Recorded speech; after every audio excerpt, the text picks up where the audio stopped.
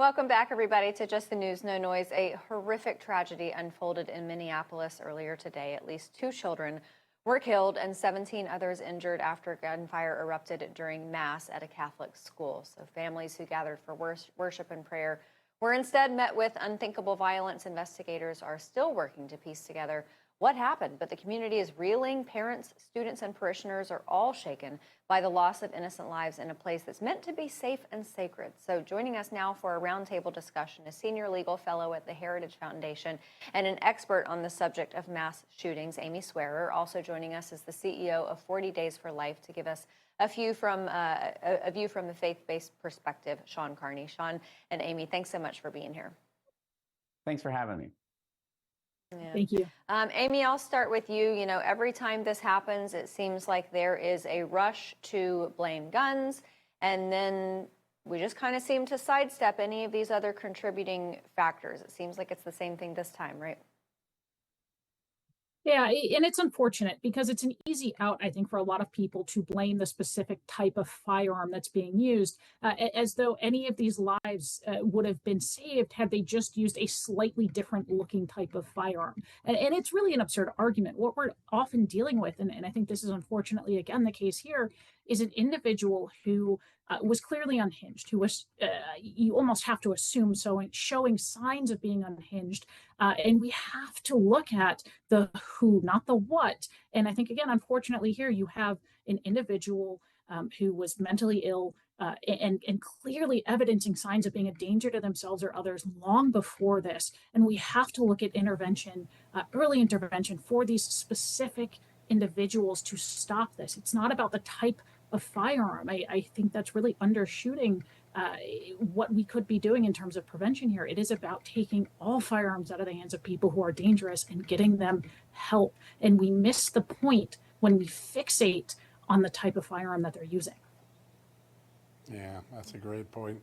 Sean, I, as a younger reporter, covered the Virginia Tech massacre, and there was this incredible report that came out afterwards, a bipartisan report that this was so shocking, but mental health is a big issue. We got to do it in, we're now 15, 16, 18 years after that horrible tragedy, and we still seem to have a struggle dealing with young people with mental illness and keeping them from getting to the point of acting out with such lethality like we saw today. How do we keep failing on this? Well, we excuse it, and then we move on. As Amanda hinted at, we say it's really bad, and then we just move on. We won't identify it. And, you know, we've had school shootings, unfortunately. We've had shootings at church, unfortunately. We've never had a combo like this. Shooting a child worshiping God in Holy Mass, I don't know if there's anything worse. And the shooter, of course, that came out is transgender, is extremely mentally ill. If you think that you're somebody that you're not, you're mentally ill. And the worst thing we can do as a society is either neglect them, which is unfair to them, or worse, affirm them, which is extremely unfair. And we've got to quit this affirmation. And I do think that the transgender community, they're losing politically, they're losing culturally. We've seen that just in the last 18 months. And they're mad, and they do have a history of violence. We saw that in the Nashville shooter, we see it in the Minneapolis shooter, and we have to address this head on, that this is mental illness. We can't live in a fantasy world anymore, and this is a tragic and devastating reminder of that. Yeah. Sean, I want to stay with you. It's an interesting conversation, especially with your background, because I know that you, of all people, deal a lot with hatred on the other side of the aisle. When you are protecting unborn life, you are obviously going to face some of these radical type people. When it comes to this personality trait, this inclination to be anti-religion, anti-God, anti-life, what do you see as far as similarities between this guy and people that you faced? That's a great question, because I will say, honestly, for the majority of the pro-life versus pro-choice movement, the pro-choice movement wasn't militant until about 2016, 2017, and they got more violent. They stopped arguing, I guess, and started pounding the table. And we have definitely seen that with the homosexual movement. We definitely see it with the transgender movement, that the left has gotten more violent and more dangerous. That's just a fact, and we've seen it on the street, as you've pointed out. And now we see it in these tragedies where you get a manifesto. This person, it's reported that they had a manifesto. I've not seen the 11-minute video. The Nashville shooter had a manifesto, and it's, you reject me, therefore I hate the church, I hate God, I hate you, you're judgmental, and I'm going to shoot you. And we can't have that. And we have to treat these people, we have to address the issues head on and not live in a fantasy world where we affirm the mental illness. If you affirm the mental illness, it's going to come back and it's going to hurt you. And now it's not only hurting us, it's hurting children. And we've got to get out of this madness. Yeah. Amy, I want to turn to specifically the state of Minnesota. It has a governor that was a Democratic nominee for vice president, just a few million votes short of potentially being the #2 person in the country. They dealt with this issue of school security a few years ago, but Catholic churches were, I think, on the outside of the decision making. Tell us what you know about that. Yeah, so there's been some reports that have come out that have reminded us that just a couple of years ago, Minnesota undertook, to answer this call of when is enough, and they not only implemented a number of gun control measures, none of which seem to have been effective here. And again, that's not necessarily unsurprising given what we know about the way that these gun control measures aren't actually designed to take guns out of the hands of people who are actually dangerous. They're designed to punish ordinary law-abiding gun owners.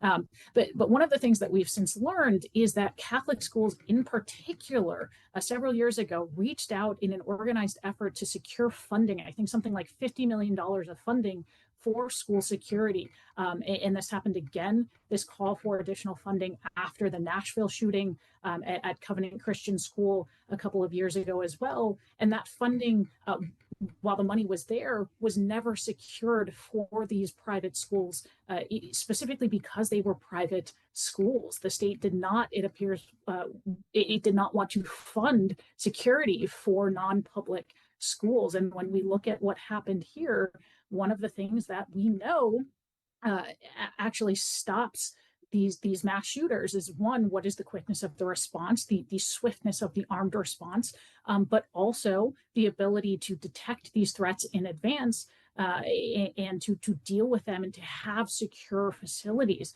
And so we know those are things that matter in instances like this, and that funding, again, unfortunately, was not secured for these schools. And we can only look back now and ask, what difference might that have made? And I think the answer, and unfortunately, is that it might have made a much bigger difference than some of the things that are often thrown around in the aftermath of these sorts of events about taking away certain types of firearms. It was about security at the time, and that funding again was lost because of who these schools are, because of their faith-based tradition, and that's unfortunate. Yeah. Sean, so often when this happens, you have certain people who very venomously reject thoughts and prayers.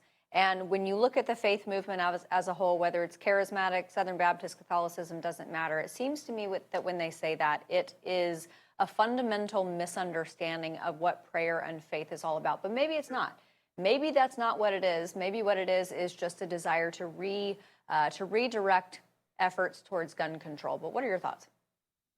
Yeah, that number one, that's sad to reject thoughts and prayers. That's what we're supposed to do. We prayed after 9/11.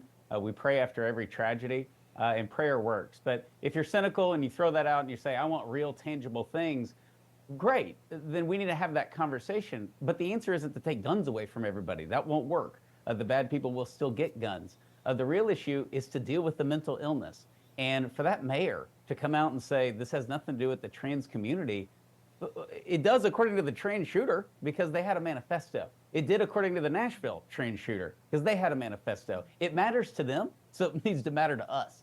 And we need to have that real conversation that if you are a boy and you identify as a girl, you're mentally off. And you are going to get very angry very quickly at those who don't affirm you in every decision or behavioral act you ever make in your life. And that is a recipe for violence, particularly in a climate when their movement, it's not having the success that the homosexual movement had. There's a lot of division within that movement. And the transgender ideology is being rejected. It was certainly rejected politically in a landslide last fall. And I just think that we're going to have to address this head on. You want to reject prayers and thoughts? That's fine. but you also need to have the guts to have a real conversation about the motivations behind these shootings. Amy, before we let you go, we've been boiling children for a long time in social media and education systems, anti-Semitism, conservatives are domestic terrorists, clearly an effort to demonize Donald Trump all the time. And you see in the inscriptions that this deranged shooter put on their weaponry and other places before carrying out this act, the similar sentiments, kill Trump, 6 million Jews weren't enough, McVeigh, where's your God now? How responsible is this sort of cultural machinery that have put these children in a boiled hot world where anger and mental illness can get triggered pretty quickly? But it's incredibly important. The more that we come to understand about these sorts of mass public shooters, the more that we understand they're driven by a grievance complex. I mean, Sean really hits the nail on the head here, that it's driven by a sense of not just despair or depression, it is grievance. And that sort of cultural rhetoric that we see flying around all the time in the mainstream media, on social media, we are inundated with it. And it's not only just unhealthy as a society, but it helps facilitate and foster this very sort of grievance complex that we know is at the heart of these mass shootings, that helps drive individuals to this type of violence. And it also helps foster some of that contagion effect that we see, unfortunately, after these mass shootings. And so that's unfortunate, but it's also quite a difficult thing to deal with, because we are so inundated with it, and we have a freedom of speech that often conflicts with our ability to necessarily tell people, well, you have to be nice to each other online. But it is a very real social issue that lies, in many respects, at the heart of this problem. Yeah, normalizing those issues is not helpful, and there are a number of parents out there tonight whose hearts have been ripped out of their chest as a result of this. Amy Swearer and Sean Carney, thank you both for joining us tonight. Yeah. Thank you. All right, everybody, coming up, we're going to talk to someone trying to fix the crime problem in Ohio, just like Trump is trying to do here in Washington, D.C. So we're going to talk to him next.